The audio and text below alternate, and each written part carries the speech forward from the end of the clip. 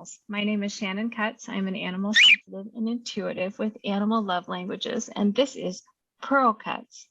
And Pearl Cutts is my 22-year-old feathered sidekick, co-host, soul bird. He never misses an episode. Here on Animal Love Languages, Let's Talk to Animals, we're all about all things interspecies. So you never know what you're going to hear. Especially for those of you who are listening, this is a great time for your imagination to run wild, right? Imagination can be a superpower and we love it. So today I'm so super excited I know, are you just you're gonna go crazy, huh? Is it time to is it breast feather preening time?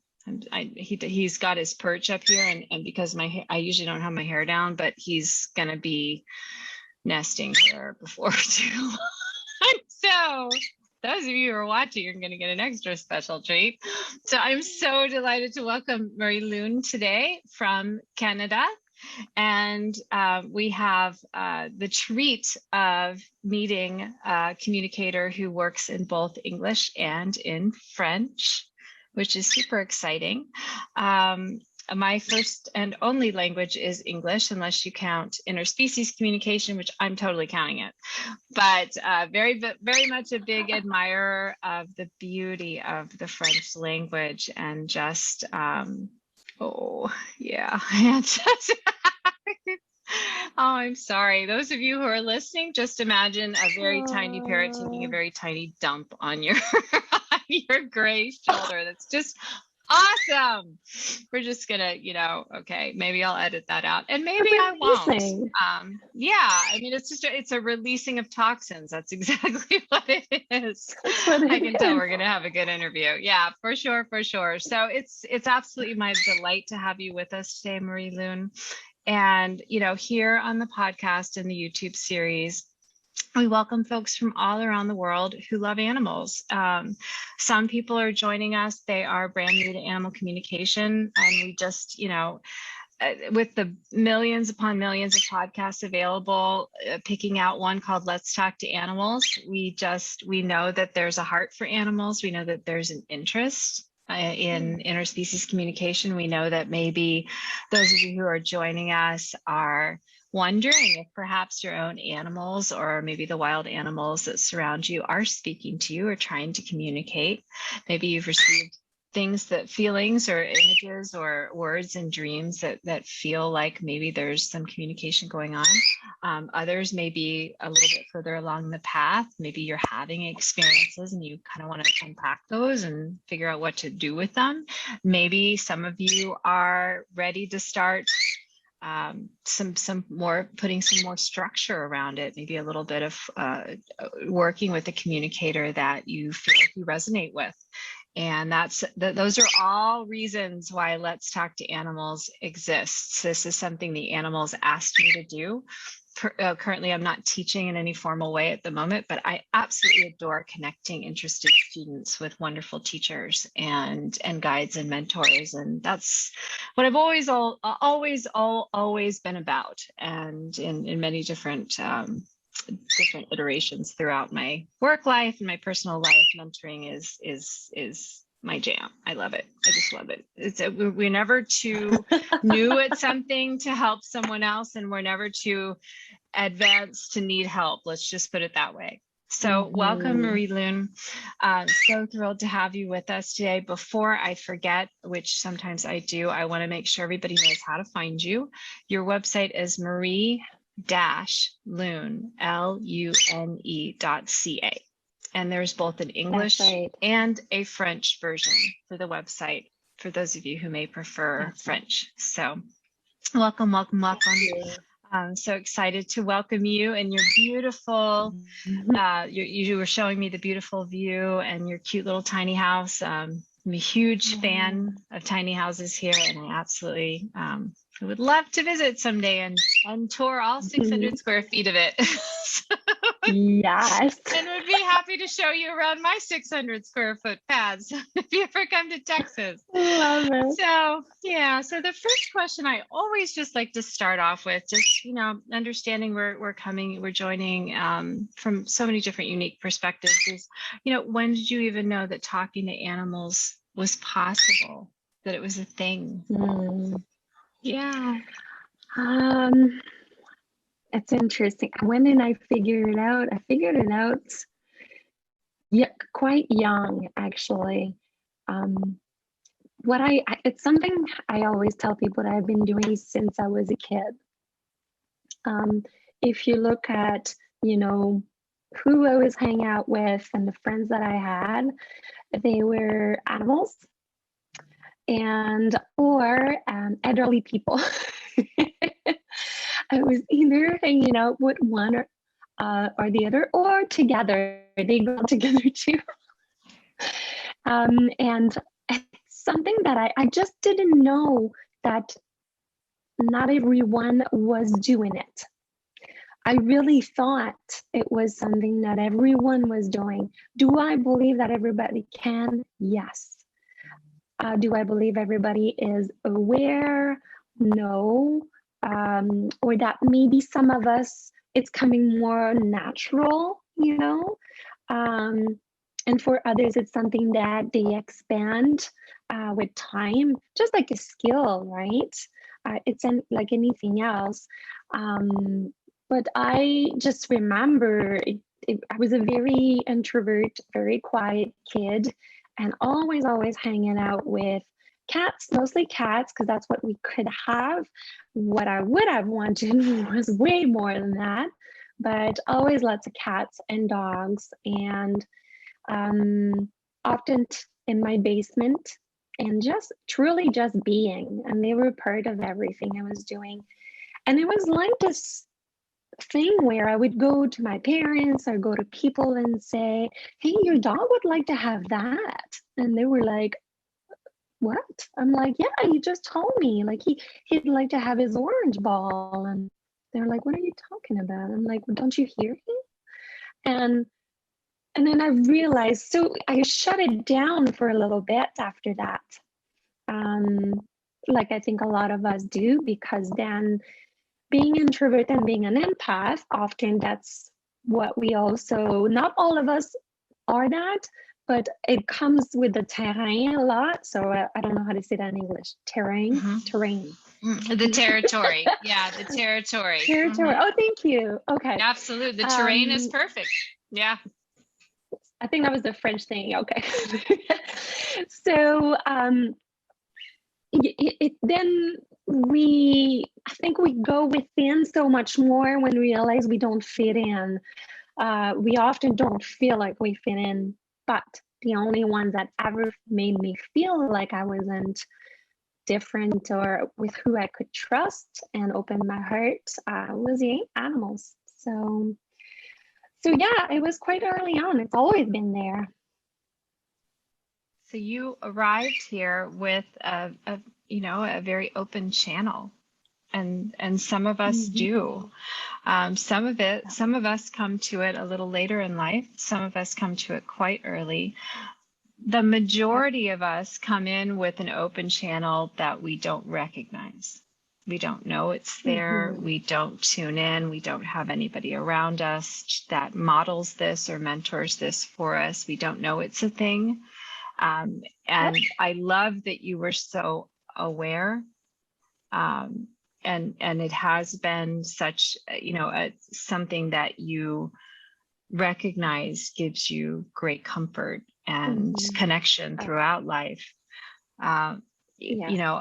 Most of us have had experiences, and I found it so interesting. The more I become willing to talk about it, the more I hear from others that they've had experiences.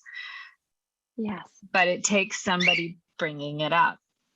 And the truth is that by the time, even with the shifting sands of, homeschooling and alternative approaches to education today, the truth is that kids are pretty busy pretty quick. They have a lot to learn, from learning how to walk and talk and use the big white porcelain god, and, not the little one. And then they head off to whatever kind of formal education they're going to have. And so sometimes we don't really have time to develop some of these other interests and these gifts that become passions until we have a little more freedom, a little more say over where we're putting our attention and energy. And so a lot of people, I come from a oh, sorry, go ahead. No, I was totally done. I was done. Oh, go ahead. So cute. I was gonna say, and I come from an era, where so I'm about to be 44, and so when I was born, it was in the late 70s, and that was an era exactly like you mean. It wasn't as busy for us back then. It was the when the lights are on the street sets, when you come home from your bike ride with your friends. It was more the era of we could be outside a lot. I was outside from morning till night, ran in for lunch, went back outside. I was the dirtiest kid probably. They were different times. I think we had more of that chance to discover who we were on our own with nature. And that was something that I'm so happy that I had. So maybe if I would have been born later, I don't know if I would have had that, like you say, the time or that energetic openness in my life to be able to do that. Absolutely. And also, the gift of being born in a place where there was nature to be experienced. At 50, I turned 50 this year, about to be 51. Very excited about that. I feel like as I get older on the outside, I get younger on the inside. So maybe eventually that will even out, right? How fun. So, but I was lucky we had a bayou behind my house, even though it's very, very crowded here. It's very concrete here. In Houston, Texas, we had a little bayou behind the house, and there were animals to be found and interacted with, lots of toads and frogs and turtles and lots of birds, and which I think explains my lifelong love for so-called exotic animals. But there was always communication going on. It just didn't. There wasn't any room for it. There wasn't any education, and I feel like it's so important through this podcast and series and in so many other ways to share that this is everyone's birthright. This is not something that some of us can do and some of us cannot do. It is in your operating system. Agree. If you haven't found it yet and downloaded it and unpacked it and started playing around with all the little gizmos and dials and all the ways that the information comes in and flows out, there's still plenty of time. And it's a wonderful journey. So let's talk about, there's several elephant in the room questions here. But I really like this one because it's different for everyone. But what does it feel like when you're talking to an animal? What is that like for you? That's a good question. I really like it. It made me stop and be like, how does it, tune in? Actually, when I teach, it's something that first thing I teach is that in order to be able to connect with animals, hear them and talk to them, you have to be able to connect with yourself. You have to be able to become aware of what is your energy. So there's a lot of work involved, before all of that talking part happens. And sometimes while you're learning, that's how you get it. The animals help you. But for me, I feel it very much so in my body. So as maybe some of your listeners know, and maybe some first time will hear, but we have all those different awesome, like you said, buttons. I like that. We have all those tools and we have different clairs, So for me, clairsentience is a big one. And I usually will feel in my body how it is. So I usually tune in first in where's the animal at during that day? What's their mood? What's their feeling? where does it feel? And I will feel it in my body where they do usually. If they have an ache, I will also pick up on that ache in my physical body. So I usually get a sense of that first, and then comes more of the how can I say, the conversation, you know? As I'm sure you know, it's telepathic. There is also intuition and telepathy, both come together. They are different. They are different in the way that I experience it. And that's something I want to say to your listener. Everything I am sharing comes really from my experience. It's my truth. It doesn't mean it's the truth. Everybody can, need to figure that out for themselves, but it is the way I experience it. Right? So the language part, often it comes in images. So it kind of comes all together at that point where I have that conversation. It's like in stereo. I get some kind of you know what I mean?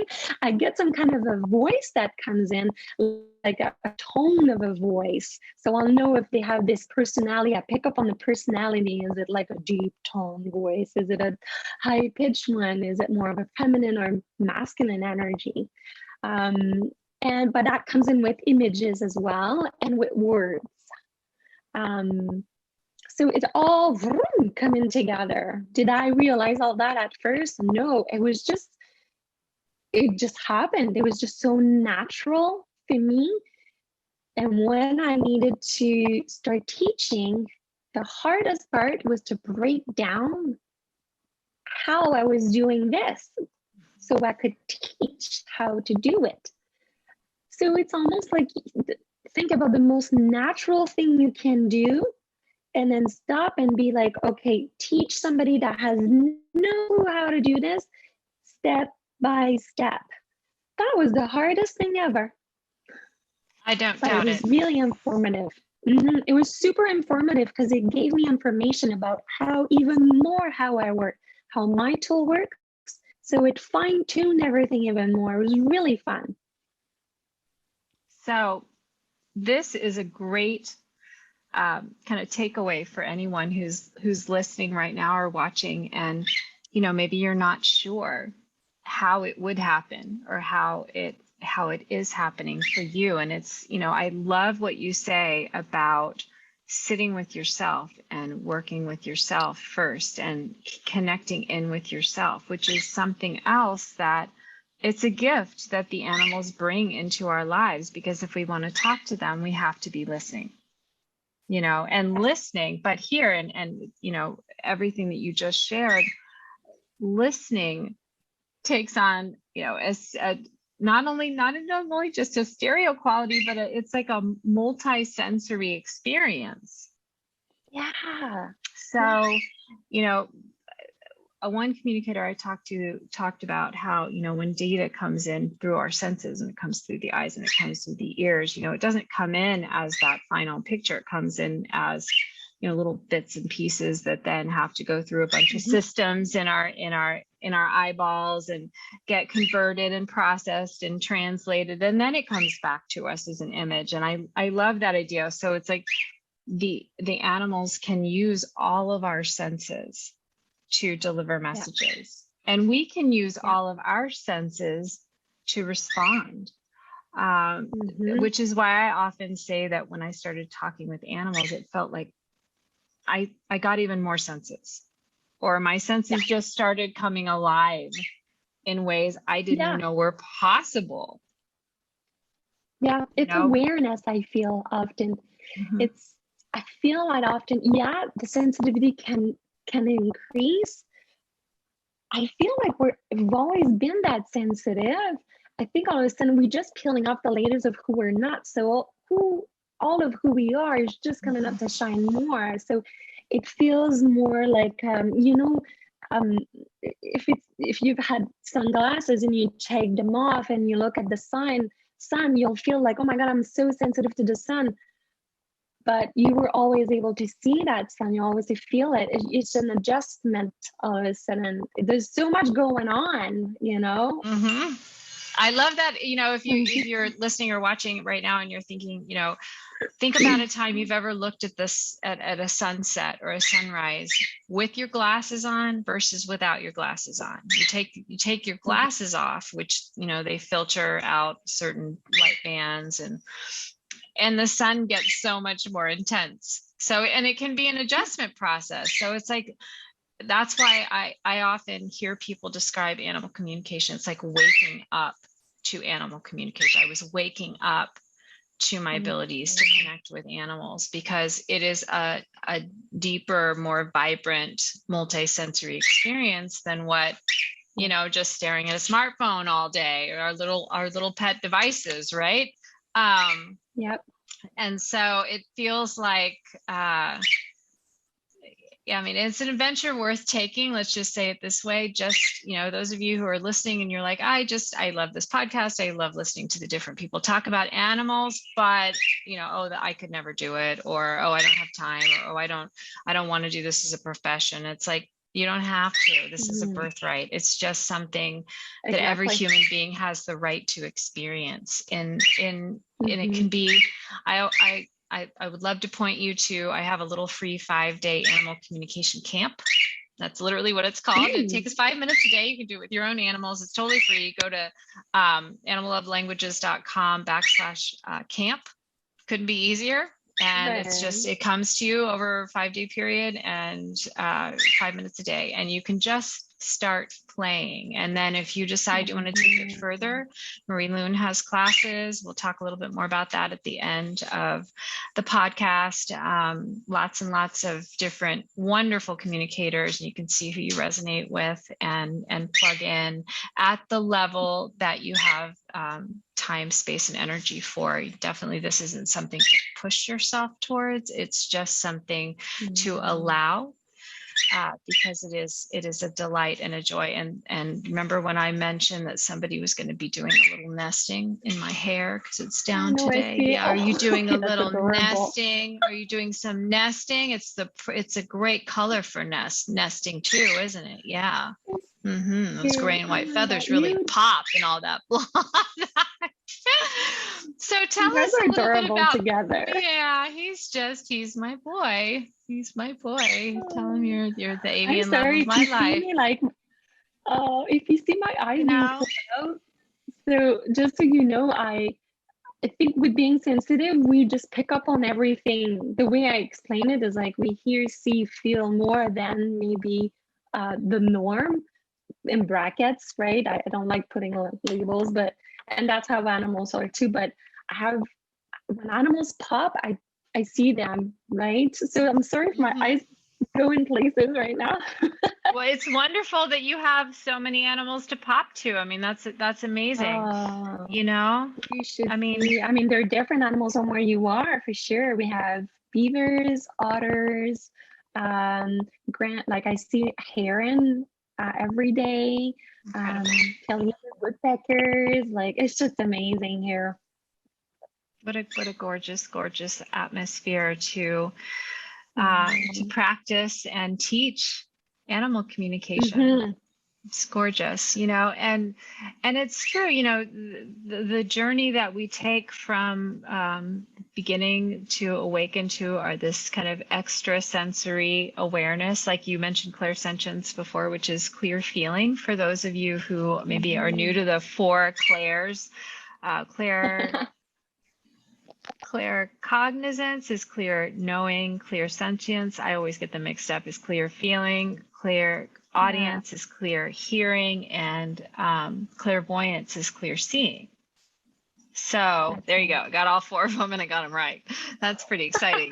But you know, it isn't a head knowledge thing. Like, you don't have to know what the words mean. You don't have to know how to spell them. It's more just understanding that there are these pathways, and you can start. And it's important what Marie-Lune was saying about, you know, she feels a lot in her body. She gets a lot of messages.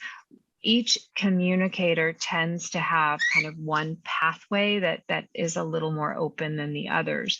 This isn't to say it's your only pathway. It just means that it's kind of like, you know, any program that you get, this software program, if you're thinking about, starting to use it, you'll get a little preview. It shows you kind of, this is Yeah. a few of the things this software can do. And that channel, that open channel, is kind of like your little preview. So for me, Exactly. Oh, that's a good way to put it. I like that. yeah, it's like, for me, it's clear cognizance. I mean, knowings. In fact, I didn't know that. I had to have a mentor teach me when I was practicing. I thought I just wasn't doing it right. And she was like, but do you notice how fast the information comes in? And I'm like, what information? She's like, you just got a knowing, like a big download, Yeah. a big, and there was a little bit of words, there was a little bit of feelings, there was a little bit of sensing, there was a little bit of knowing, and it was all just kind of packaged together in this little clump, and it just went quap and just pop, there it is. And so there's lots of different ways, and that's where getting a little more structure behind it can really help you develop, unpack the program. Let's get past the preview. And speaking as someone who really, really, really honestly thought I was going to be the only person in my class who couldn't hear the animals. And I really did. And so many of my fellow students felt the same way. And I have yet to meet anyone who hasn't been able to do this. It's just about being willing to push yourself beyond kind of the traditional classroom learning. And let's just, nobody's grading you anymore. There are no tests. Maybe if you want to take a certification program, maybe there will be a little bit of thing, something to demonstrate mastery, but not everybody even teaches that way. It doesn't need to be.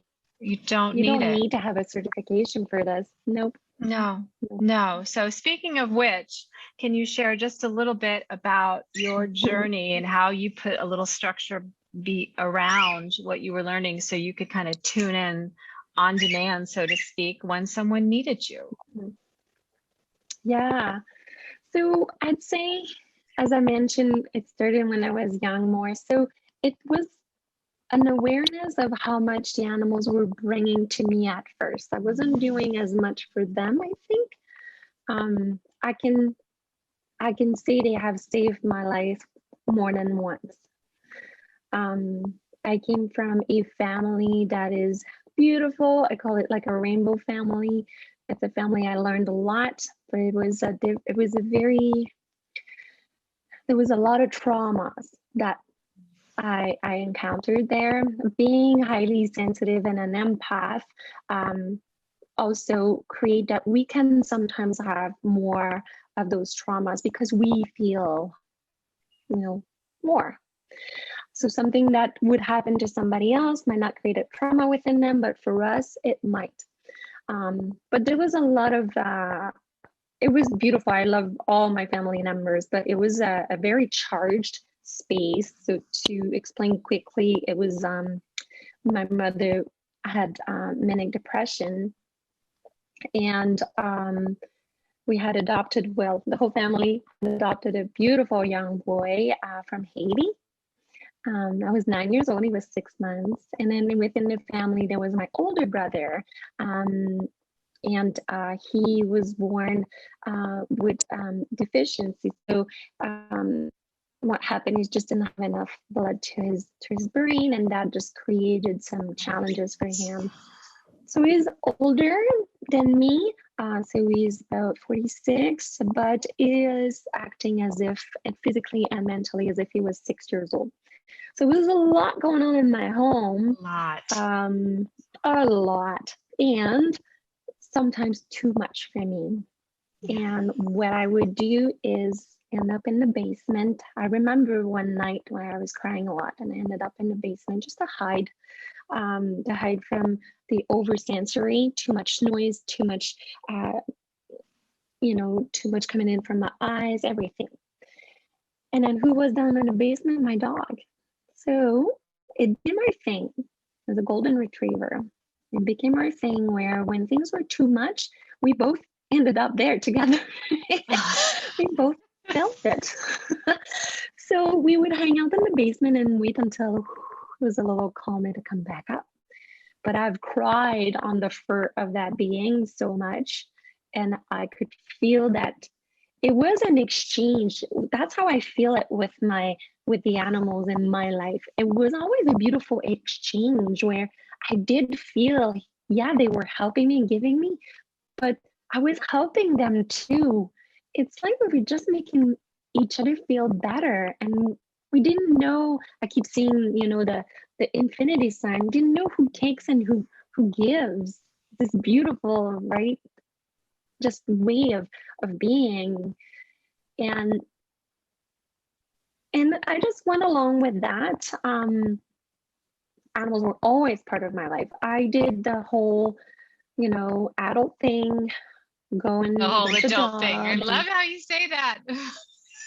Yeah, we do the Right? adult thing for a Going while, with right? the dog. And yeah, I mean, I truly believe that when you're young, you already do what you're meant to do. You don't question it. You're already doing it, right? So I was hanging out more with the animals and with the elderly people, and I also work with humans. I call it that way. I'm a healer, and I work with humans, and I do a lot of work on physical healing with them. And often I would just sit with these beautiful older beings and just put my hand on them. And my parents were like, "What are you doing?" I'm like, "I'm just touching the person." Like these things would just come. They didn't understand. So I was like, "Oh, okay, I'm not going to do that anymore." So from being told that's not what we do, then I stopped doing it, But I was always pulled back towards the animals. They were always around me. All that to say that years and years and years of conditioning, years and years of, doing the thing that everybody does, until I realized that just wasn't me, that didn't work. I became very, very sick. Very sick, to the point where I lost everything. So I was diagnosed with OCD with thoughts and PTSD around 2000. The worst was 2015. So it's not that far away, right? And I had started, to do work with people with energy healing and things like that before that, but everything stopped. I couldn't hear anything, I couldn't feel anything, or maybe just too much of it. All that to say that I decided to really be my first client, heal myself. I got somebody from every angle that could help me, from the physical to the spiritual to the emotional. And one of the things that I started to do was therapy, equine therapy for myself. Yes. And that's where we've always had horses, in our family, not necessarily with us all the time, but they were always there. They were always important. So I went back to that, and then I realized that just came up, like it just flooded me with like, of course, that's the one thing that helps me the most right now. This is me. It's an extension of who I am. And I feel that I vibrate more to the level of an animal than a human. That's how I feel where I'm at. I feel best when I'm with them. I feel understood. I feel loved. It's easy. It's clear. So from that point, then I started to focus even more on the animals. And then I started to develop more.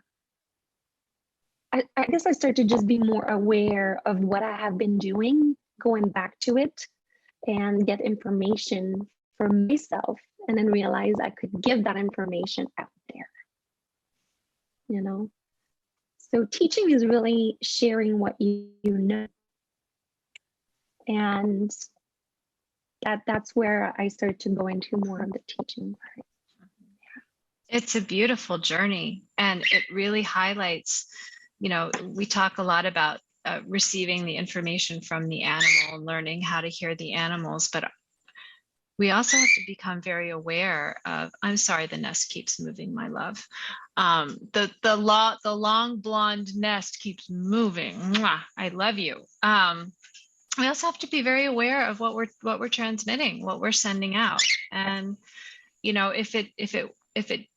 if we can't master even communicating with ourselves to some degree, then we're never going to be able to consistently communicate with animals, and certainly not at a level where we need to be able to tune in kind of on demand, so to speak, when an animal human team needs us to help and to act as a translator. And it's a little less common these days to meet someone who has come through a self-taught path the way that you have. It is extremely common.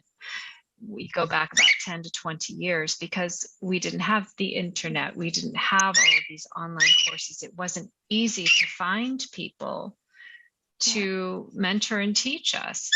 And so many of the teachers that are practicing today that have, 2 and 3 decades of experience under their belt instructing, they came up exactly, a similar path to what you described, in that it was all about going out and seeking knowledge and just you're your own laboratory. It's a time-tested method in science as well. We're going to figure it out using ourselves as the lab rat or the model, or however you want to look at it. And there's no better way, because everything started that way somewhere. Exactly. And while the structure of a formal training program at any level, and there's all kinds of levels, there's weekend programs, there's week-long programs, there's 6 months and 12-month programs and beyond, but that's only going to equip us with some skills, some head knowledge to get our mind on board. It's still going to ultimately boil down to, what do we do? How are we unpacking this for ourselves in our own lives? A teacher can't teach us about ourselves. We are our own teacher in that regard. Exactly. When people say we have it within, that's what people mean. That's what it is. We all have it within. Sometimes we need help of somebody else to break that little amnesia. We come here, I believe, on Earth, and we have all of that, and then we go through this adult thing, and the adult thing. Exactly. We start having amnesia a little bit, and then the whole process that we're coming back out of amnesia and remembering a lot of that, right?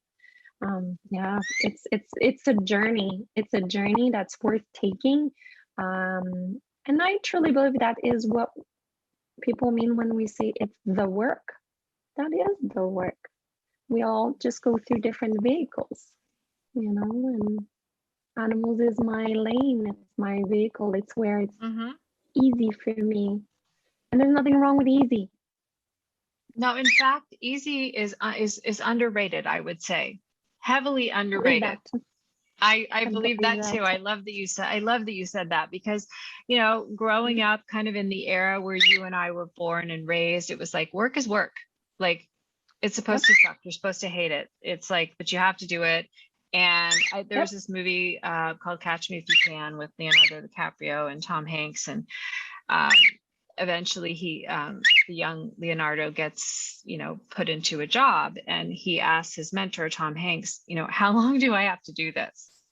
And Tom Hanks is like, I don't understand the question. This is work, like forever. Like, you have to do it forever. It's like, what if you could wake up every day and do something you absolutely love in some form or fashion and earn the rent money or the mortgage money or whatever it is? And more today, our minds and our hearts are opening up to that possibility. And we cannot seek this if we cannot conceive of it.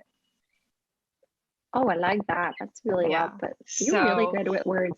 You're really good at words. Well, thank you. 10 years as a freelance writer, I suppose it does kind of drill into you a little bit. That's amazing. And one of the things that I truly, truly love is that we have lots of time to discover different aspects of ourselves. There was a time when I was wanted nothing more than to be a freelance writer. I would tell people I was a freelance writer even before I was a freelance writer. Now it's not my thing anymore. But I mean, there's still, I take something away. So it's not about, taking a look back at all the other things that you did before you found your thing, if it's animal communication or something else, and going, oh my God, what was I thinking? I did that for years. And now I'm starting to look back and go, okay, those 10 years I founded and ran a charity, and the 10 years I was, I seem to do things in 10-year increments for some reason. Like, it's starting to make sense, because all of those those skills, the learnings, you know, we can have different lanes, I guess, throughout our lives. And I love the fact that you have, you know, your animal communication work, and you also work with people, and you're an energy healer, and those are all very complementary, you know, and they all have the ability to amplify any single one of them. And a lot of times you need multiple pathways. I mean, if there is trauma, which is very common for people who are naturally sensitive to animals, because trauma opens up our other senses because it's part of keeping us safe. You know, animals have all of the aspects of the highly sensitive person, most of them without the trauma, especially in the wild, because an animal can't afford to hang on to trauma. If they're still worrying about, you know, the hungry cougar that almost got them at breakfast, they're not going to notice the hungry cougar that's out looking for lunch, and they're not going to make it to dinner. So animals can't hang on to their trauma to the same degree that we can. They literally, if you've ever watched an animal that was almost predated, I see it a lot with hawks, and we have some pretty savvy doves in the area that are pretty good at escaping. And you can watch one of these birds after they've almost been predated, and where they literally will get up and kind of squawk a few times and shake their bodies. If you're listening and not watching, Marie-Lune and I are shaking on camera. Go over to YouTube and watch it. It's awesome. But they shake it off, and then they're like, okay, onward. You know, and that's so important. That's like key. The body, like when you say that, it's key. It's actually one of the first things I think that I teach is to be able to connect with animals. You have to be able to connect with your body and your heart. That's how they work. And having been OCD with thoughts, that's all I was doing. I was in my head all the time. It was terrible, like to the point where I didn't sleep for like months. I got so sick. The travel, the moving, how did I get out of this and how did I heal from it? Was exactly that, was going back to my heart and my body. So I would know what's my truth. Because the mind has the ability to lie, but not the body. And to be able to be there, then you're aware. And that's how you can also heal faster from trauma. Because you can allow your body to do what it wanted to do. At the moment of maybe a trauma happened, sometimes we don't do the shaking right after. You know, trauma happens, and for whatever reason, we just go on. We don't allow the body to do what it needs to do to heal itself in the moment. So that's how trauma creates in the body, and we hold on to it and move it out of the way. And that's so important. And I do actually work with animals that have had trauma, especially the ones, you know, that have had it over and over and over again. The ones that are more, in brackets, the pets, you know. I don't know about you, but I know that you realize that, like, if you, to me, an animal comes here and doesn't have really an ego. You know, I've never had a conversation with a butterfly and that's like, oh my God, I look terrible today. No. Right, exactly. They're all like, look at me, I'm beautiful. Yeah. But I've had a discussion with a dog that's had, you know, a cancer treatment, lost all of his hair, and used to be told you're beautiful. And, you know, people stopped saying it and was like, I don't feel beautiful anymore. Have I had that? Yeah. And what I've noticed is that more the animal spends time with the human, the more ego shows up. Is that your experience as well? You know, it's an interesting question. What I see a lot of is it's something I call mirroring. I think it's a pretty common term where the animal will literally take on certain issues to mirror that back to their human. Yeah. Yeah, I see that too. And so it you know, it can.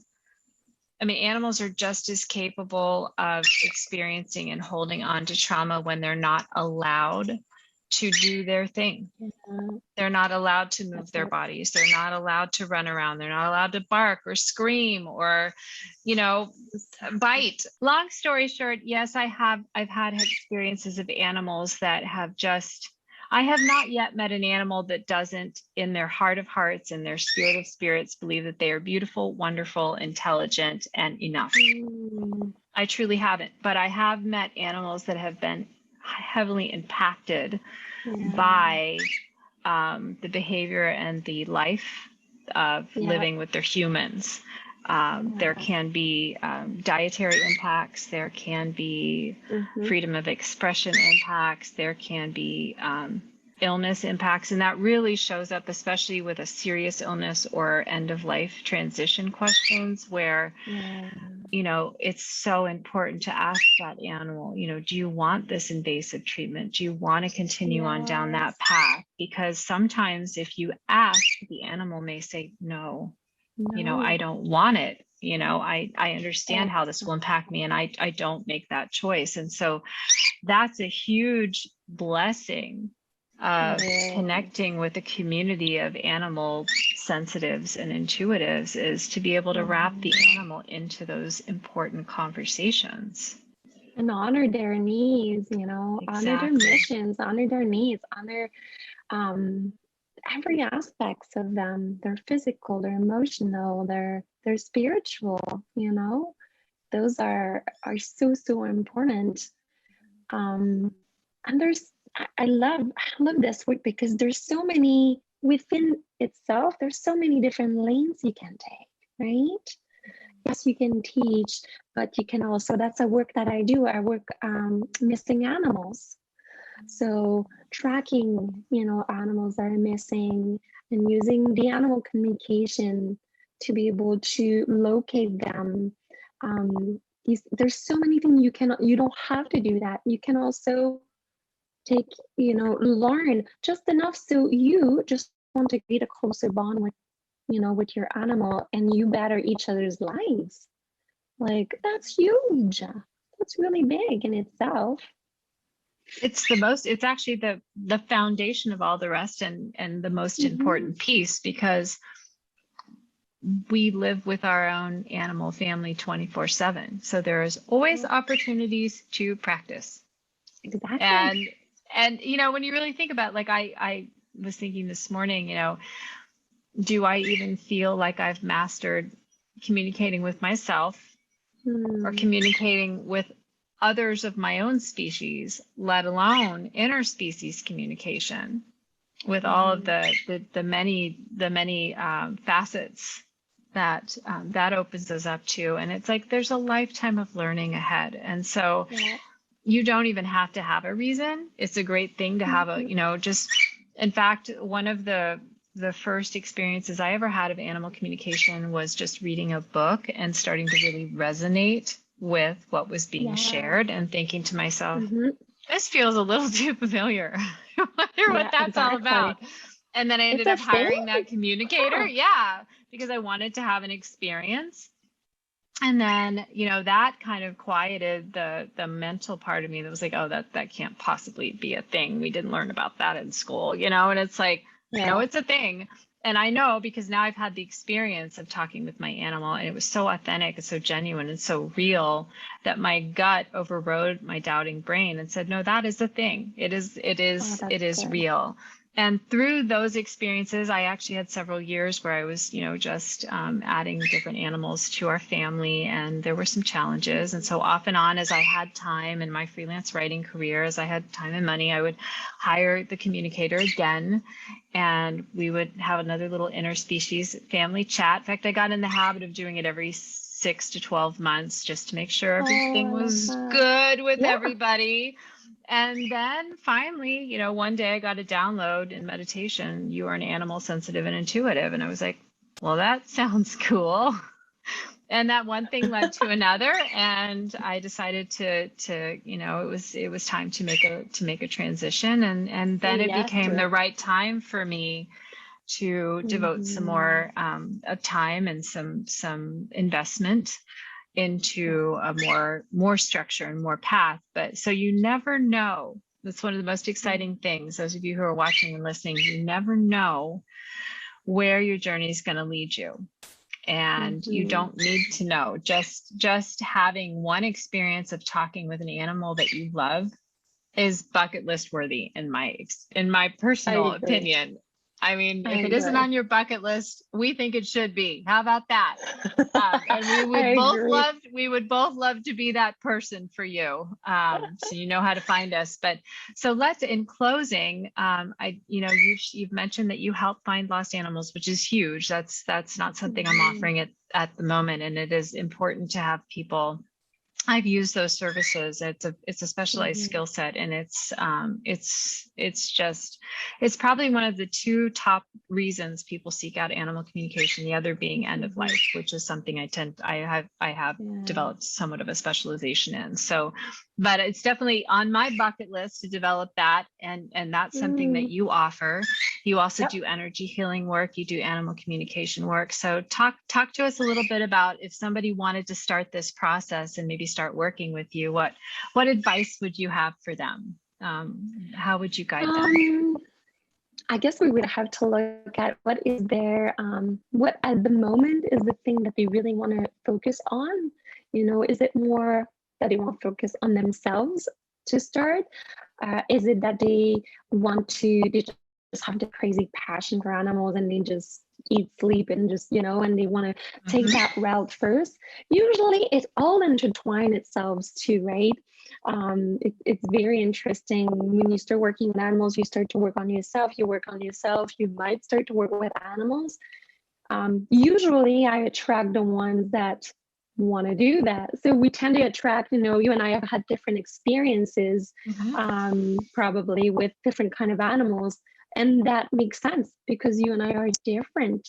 So we will pull in probably the ones who would want to, maybe in my case, want to learn, for me to teach them how to locate animals who are, lost and things like that. So it really depends. And I think just being curious and being excited and just showing up and be like, I just have this, feeling that I would like to do this session. I'm not sure where we're going to go. That's okay. Then you know what? Your guides are going to step in. So as a channeler, your guides are going to step in and they're going to be like, if you don't have anything to talk about, we got plenty to talk about, and let's move in that direction. So it's easy. There's always something. I'm never going to sit in front of somebody and not have something to say. Yeah. There's always something intriguing to talk about. There's always something to learn. And I think the important takeaway here is just, to go ahead and get started. If you don't have any idea where to get started, you can, just choose an animal communicator and book a session, just a single session to just experience what it's like. And have that opportunity to talk to an animal in your life, either an animal that's with you now or an animal that's crossed over. There's a lot of healing that can come in both cases. And it just give your gut intuition, give your heart a chance to have that experience, and just, sit with it and see what arises. Just sit with it. Just sit with it. And you can't see me right now. My hands are on my solar plexus and they're on kind of my gut area, and just kind of let it drop. Let it drop into your heart, let it drop into your gut, and just sit with it and just notice small changes that may occur after your session. Or, you can take a short mini course, or you can just read a book. There's so many amazing books available about animal communication, and just sit with it and just notice if you start to feel a little more aware, a little bit more awake, a little bit more alive, and feel that gratitude that you have for each little bit of you that starts to wake up. And then, as you said, Marie-Lune, let your guides lead. Let your heart lead, let your spirit lead. If you like to meditate, or you like to take nature walks, you like to do yoga, One of the practices I've developed is just when I wake up in the morning is to just ask, what do I need to know right now? And just open myself. And that's a good question. That was where that download came from. One morning, they decided I knew, my guides, my spirit guides, and my angels decided I needed to know that I was an animal sensitive and intuitive. So you never know. You got to be ready, but you never know what you're going to hear. And it's an awesome opportunity to just open yourself up and just receive it with a no expectations and no limitations. Yeah, exactly. Yeah. So it's been such a joy to chat with you today, Marie-Lune. Thank you so much for taking your time. Thank you for having me. I'm so grateful. It's beautiful. It's this best part of this work is meeting my people. And realizing there's a whole tribe of folks out there who are highly sensitive, who are empathic, who adore animals, who like nothing better than to spend our days and our nights talking about animals and all things animal communication. I mean, the coolest thing ever, meeting new friends all over the world. I do want to remind everyone, Marie-Lune, you can find Marie at Marie-Lune, and that's LUNE.ca. For courses and communication sessions, and energy healing and lost pets and all kinds of wonderful things and your beautiful spirit. You can find me at animallovelanguages.com, but more importantly, you can find him, Pearl. Those of you who are listening, you can't see, he's made a wonderful nest in my hair. Good job, Pearl. Good job, Angel. You can find us there. You can find us on Instagram, Love and Feathers and Shells. You can meet the whole flock, all 5 of us, I guess. Yeah, Pearl. Math is never my strong suit. Pearl, of course, the senior alpha bird, and then Malty, my red-footed tortoise, Bruce, my rescued box turtle, and Flash, our family's wire-haired dachshund. And so you can follow our adventures over there on Instagram. And please let us know how you liked the podcast episode today. And if you have any questions for us, you know how to find us, or post them in the comments. And please do your thing. Leave the excellent 6, 7, 8, 9, 10-star review if the spirit moves you.